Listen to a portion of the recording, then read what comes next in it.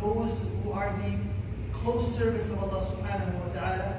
Allah Azza wa Jal has given us their qualities in numerous different places in the Quran, so that a mu'min, so that a believer can decorate themselves with these qualities, so that he can be considered, or she can be considered amongst those close servants of Allah subhanahu wa ta'ala. Such as are these ayat, وَعِبَادُ الرَّحْمَنِ.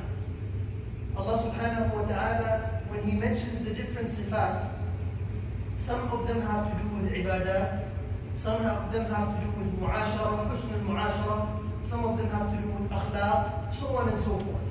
Some examples of this, in the beginning verses of Surah Al-Mu'minun, قَدْ أَفْلَحَ الْمُؤْمِنُونَ الَّذِينَ هُمْ فِي صَلَاتِهِمْ خَاشِعُونَ. Verily the believers have attained success. And then Allah Azza wa Jal goes to show on what are their qualities. الَّذِينَ هُمْ فِي صَلَاتِهِمْ خَاشِعُونَ. So in these ayat, Allah subhanahu wa ta'ala is giving their traits in terms of ibadat. In another place in the Quran, Surah Al-Hujurat, Allah subhanahu wa ta'ala talks about the different qualities that they have in terms of mu'ashara. وَلَا يَغْتَبْ بَعْضُكُمْ بَعْضًا. يَا أَيُّهَا الَّذِينَ آمَنُوا لَا يَسْخَرْ قَوْمٌ مِّن قَوْمٍ عَسَىٰ. Don't make fun of each other. Don't put names on each other. Don't backbite one another. So these are husn al-mu'ashara, how to deal with other people. Surah Al-Asr, for example, also is showing how a person, or what is one of the signs of the believers. إِلَّا الَّذِينَ آمَنُوا وَعَمِلُوا الصَّالِحَاتِ. A person who does good deeds. Otherwise, other than that, everyone is a loser. إِنَّ الْإِنسَانَ لَفِي خُسْرٍ. Similarly, these ayat of the Quran, where Allah subhanahu wa ta'ala is giving a symbol of honor, وَعِبَادُ الرَّحْمَنِ. He's giving them a title of honor. That these are the ibad of Allah, of Rahman, which is one of the sifat, one of the names of Allah subhanahu wa ta'ala. And Allah Azza wa Jal is giving them the special title, and this shows that we should really strive and struggle to attain these qualities of Ibad al-Rahman. So number one, going into it, وَعِبَادُ الرَّحْمَنِ الَّذِينَ يَمْشُونَ عَلَى الْأَرْضِ هَوْنًا. That Ibad al-Rahman are those who tread the earth carefully, softly, هَوْنًا. And what this is trying to show is that one of the qualities of Ibad al-Rahman is that they are very humble. They have the trait and the quality and the sifa of a tawadu and humility. And the opposite of which is a takabbur. Allah subhanahu wa ta'ala, there are many aspects to a takabbur. One of them is this walking, or your physical way of conducting yourself, showing yourself. Does it exemplify takabbur? Does it exemplify arrogance and pride? Or does it show humility? And this is very easily, you can see on someone. And that's what Allah subhanahu wa ta'ala is saying. Ibad al-Rahman are those servants of Allah subhanahu wa ta'ala. When they walk, they tread the earth carefully. Allah Azza wa Jal says in other ayat of the Quran, Surah Bani Israel, Allah subhanahu wa ta'ala says, وَلَا تَمْشِ فِي الْأَرْضِ مَرَحًا إِنَّكَ لَن تَخْلِقَ الْأَرْضَ وَلَن تَبْلُغَ الْجِبَالَ طُولًا. Allah subhanahu wa ta'ala says, don't be arrogant when you walk. Because by you stepping hard on the earth, you're not going to rip apart the earth. And you're not going to attain the height of the mountains. You see, to put this into our practice, or to show an example of this, when a young person goes to the gym for the first time, and you start lifting some weights, and you feel that pump, and you start making those gains, what happens? All of a sudden, everyone around them will notice that this person's walk has changed now. Now all of a sudden you walk as if you can break the concrete. Now when you step, you can break the concrete. All of a sudden the chest is coming out now, and the shoulders start moving. It happens, right? This is something that naturally comes in the insan because of this practice that he's doing. This is what Allah subhanahu wa ta'ala is saying, وَلَا تَمْشِ فِي الْأَرْضِ مَرَحًا. Other places in the Quran, Allah subhanahu wa ta'ala, وَقْصِدْ فِي مَشْيِكَ وَغْضُبْ مِنْ صَوْتِكَ. This is in Surah Luqman. Rahman alayhi salam is giving advice to his son, وَقْصِدْ فِي مَشْيِكَ. That be moderate when it comes to your walk. अपनी चाल में मायाना और रवि होनी चाहिए. That it shouldn't be too fast. That you're always on the go when you're trying to show that you're a busy person. On the other hand, it shouldn't be so slow that you're taking your time as if you're floating. Sayyidina Umar radiallahu anhu, it's mentioned about him that one time, we know how Sayyidina Umar was. One time he saw a young man, all muzayyin and decorated, wearing nice clothes, and he's walking very slowly. So Umar radiallahu anhu went to him and he said, "Beta, are you sick? Are you ill?" So he said, "No." He said, "Is there any issue that you have?" He said, "No." So he said, "Walk properly, otherwise you're going to see the wicked. Walk properly." So this is something from the Aslaf.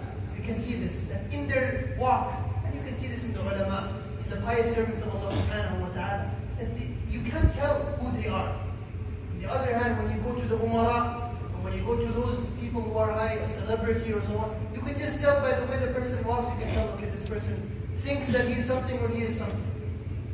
Right? And so this is something that we need to be very, very careful about. Nabi sallallahu alayhi wa sallam, it is mentioned in the Shama'il al-Tirmidhi, the walk of the Prophet sallallahu alayhi wa sallam.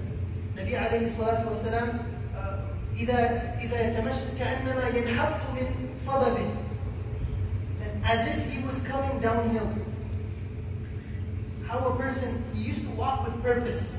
It is mentioned about Nabi sallallahu alayhi wa sallam that when he used to walk, it was quick, fast paced, but at the same time, it was so soft that you couldn't, it was very, very gentle. On the other hand, a person is walking, you're stomping your feet on the ground. This is that alam of takabbur. So this is something that we should be careful about. Number two is in our mu'amalat, in the way that we deal with other people, there should not be takabbur there. And takabbur is something, it's such a quality that is so despised to Allah subhanahu wa ta'ala, because in essence, it is not befitting a human being to be mutakabbir. Takabbur and arrogance only befits someone who really has kamal, who really has something to be proud of. And the only being, or the only one that is deserving of this is Allah subhanahu wa ta'ala. Allah Azza wa Jalla is the only one that is kamil. Otherwise, every single person, human being, in jinn, anyone or anything, is one day going to reach destruction. كُلُّ مَنْ عَلَيْهَا فَانٍ. Everything is going to be destroyed one day. So for a person who is going to be, mixed with the dust to show that you are arrogant, it doesn't befit this person. Dr. Abdul Hayy Arifi, rahmatullahi alayhi, used to say, he's one of the famous people and one of the great scholars. He used to mention that if a human being feels takabbur and you want to humble yourself, just go into the bathroom. Doesn't matter how much perfume you put on, Tom Ford, Hugo Boss, Gucci, Prada, whatever the types that are out there, spray as much as you want. When you go to the washroom, you realize what you actually are. Whatever that is in your stomach, that will put you back in your place. So humble yourself. And tawadu is something, man tawada'a lillah rafa'ahu Allah. A person who is mutawadi', a person who is humble, Allah subhanahu wa ta'ala will raise this person. And that's why in the walk, in your mu'amalat, a lot of the times, and this is why ikhlas is something that is so important in our deen. Any kitab that you begin, any book of hadith that you begin, the first hadith that is there is إِنَّمَا الْأَعْمَالُ بِالنِّيَّةِ. Actions are based on your intentions. And you always need to check your niyyah. What is the reason? So that something else doesn't go into there. It doesn't become for riyah. It doesn't become for show and for arrogance and for pride or for something other than Allah subhanahu wa ta'ala. And so that is why a person should constantly check their intention. Unfortunately, we see that sometimes our ibadat, that we struggle so much to do those ibadat, and by one sentence that we utter, everything is destroyed.